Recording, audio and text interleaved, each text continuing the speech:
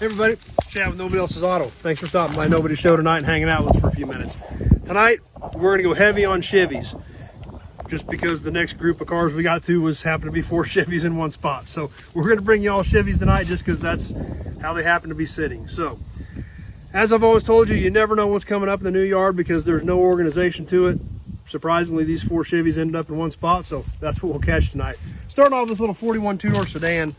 This car's been stripped pretty heavily over the years.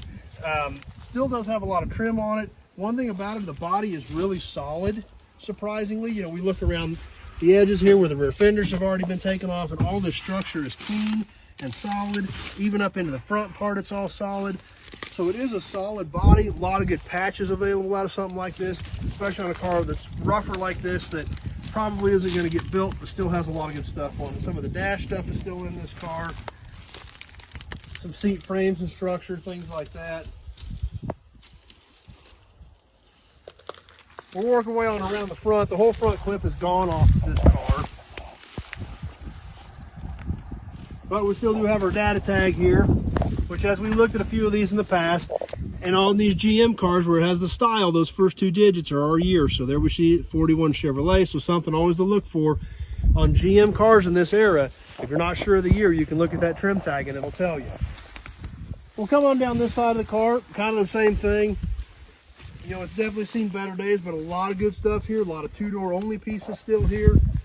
Lots of salvageable stuff on this car for somebody doing a 41. Even around the back, the trunk lid's been bumped, but the rear bumper's there, the filler panel's there, the trim is there. So, definitely lots of salvageable stuff. Next car we've got is kind of unique. 1956 Chevy 4-door hardtop. 56 4-door, it was the first year for this 4-door hardtop body style. All GM cars had it. This body was shared by Chevy and Pontiac. And these were so unique, and these cars are really getting popular. You've got the clean hardtop look with no pillar in them. When you roll the windows down, you got a real clean roof line, just like this car had here. On these Chevys and Pontiacs in this era, they put this wide stainless molding that came down along the roof line. When you rolled these windows down, you were wide open here. Big, broad stainless to come back here to where the C-pillar came down to a real clean point. These cars are super tough to find. The parts are super tough to find. There just were not a lot of them out there. The 56 and 57 Chevy and Pontiac 4-door hardtop both shared this body style, and all this trim obviously specific to these 4-door hardtops. I do have several of these cars in stock. I've got this 56, I've got a couple of 57 Chevy 4-door hardtops, and I've got a 56 Pontiac 4-door hardtop, all in this very unique body style. So, and they're getting popular. They're good looking cars, even though they are 4 doors. Plus, with the 4 doors, everybody can jump in and go. They're real simple, they're a lot of fun, and they're a really clean, super sharp look. So this car obviously has had a lot of pieces stripped off of it over the years. Obviously, these Tri-5 Chevys have been popular for years. Obviously, a lot of the dash stuff has already been robbed out of it. Some of the trim's already gone. But just having some of this 4-door hardtop only specific stuff on this car is great to have for somebody building one of these.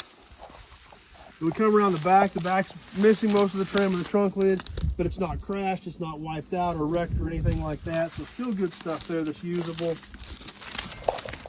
Still have some of the body side molding on it. Once again, over here we see the wide, broad 4-door hardtop trim on this car. Just a really unique body style. They had all specific trim inside of them. A lot of it's gone off of this car. I do have it on some of the others.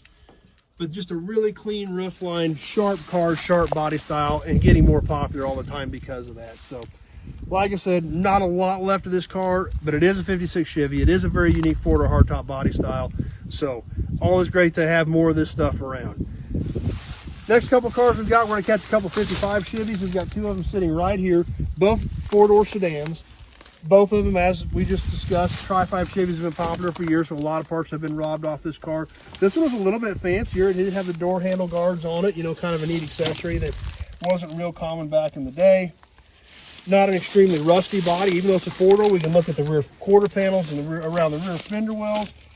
Not a ton of rust in this body. Still a lot of good pieces here somebody could use.